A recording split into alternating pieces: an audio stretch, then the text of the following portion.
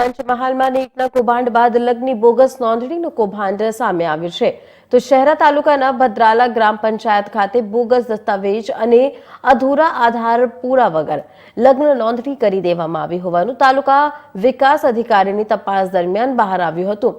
આ ગ્રામ પંચાયત ખાતે વર્ષ 2023 દરમિયાન તલાટી કમ મંત્રી પ્રવીણ પરમાર દ્વારા 560 જેટલા લગ્ન નોંધણી કરવામાં આવી, જેમાં 70% ડોક્યુમેન્ટ મળી આવ્યા, જેમાંથી અમુકના આધાર પુરાવા પણ નહીં હોવા છતાં લગ્ન નોંધણીનું સર્ટિફિકેટ આપી દેવામાં આવ્યું હતું, તેમજ 30% ડોક્યુમેન્ટ નથી।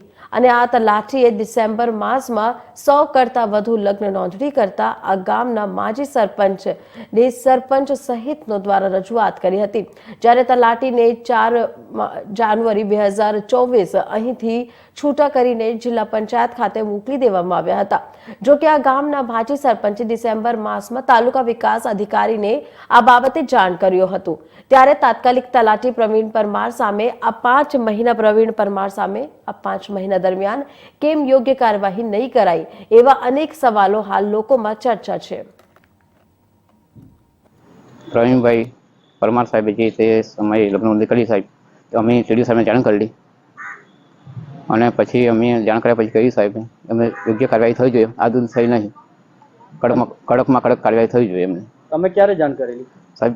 4-5 મહિના પહેલા, જે તે સમયે જે લગ્ન નોંધણી અમને જાણ થઈ એ સમયે। શું નામ તમારું? નટુભાઈ। અને અમારા ગામમાં એક મહાદેવ કરીને મંદિરે છે, ત્યાં ગાડી લગ્ન કરવામાં આવે છે એમ કોઈ છે, પણ વર્ષમાં એક પણ વાર અહીંયા આવા લગ્ન થતા નથી। એ અમારા ગામની અંદર ચાર્જ દીધેલું હતું, પણ જે ખરેખર લગ્ન નોંધણી કરતા હતા એ અમને કંઈ જાણ થવા દીધી નથી, અને ડાયરેક્ટ રેકોર્ડ એમને જોડે હતું, અને ડાયરેક્ટ બીજા ગામોની અંદરથી મોર ડુંગરાથી આપણે કાકણપુર આ તે હટપટ લગભગ કમસે કમ અને 500 જેવી નોંધણી કરેલ છે। એ બાબત અમે પછી અમને ખબર પડવાથી અમે પીડીઓ સાહેબને રજૂઆત કરી કે સાહેબ અમારા ભદ્રા ગામની અંદર મહાદેવ મંદિરનું નામ પાડી આ તલાટી સાહેબ લગ્ન નોંધણી ખોટી લગ્ન નોંધણી કરે છે, તે બદલ આ પ્રવીણભાઈ તલાટીની બદલી કરાવવાની વિનંતી છે, એ અમે પીડીઓ સાહેબને રજૂઆત કરેલી। પ્રવીણભાઈને શું થયું? પ્રવીણભાઈને બસ કે એ ખોટા લગ્ન નોંધણી કરતા હતા, એટલા માટે અમે બધા ગ્રામ પંચાયતથી એમને બદલી કરાવી।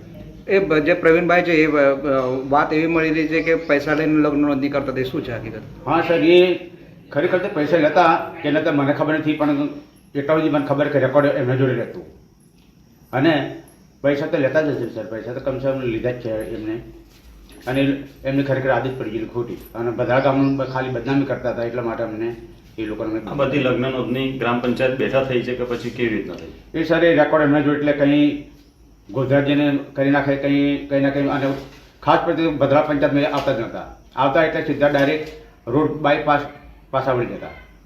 હવે તલાટી સામે કેવી કાર્યવાહી થવાની માંગ છે તમારી? માફ કહે કે સર એનો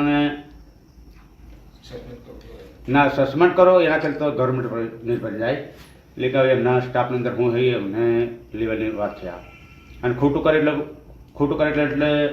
પગલાં તો લેવા જ જોઈએ કે કોઈની જિંદગી ખરાબ ના કરાય, અને સાથે સાથે હમણાં ભદ્રા પંચાયતને બદનામ થાય તે બદલ અમે એ ભાઈને પુષ્ટિ કરી દીધી છે।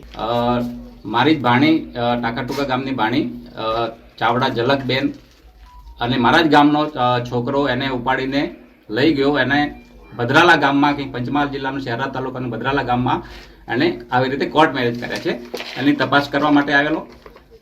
છોકરી જ્યારે ભાગી ગઈ ત્યારે અમે એને બહુ તપાસ કરી, પછી એ લોકો ઈડર પોલીસ સ્ટેશનમાં હાજર થયા।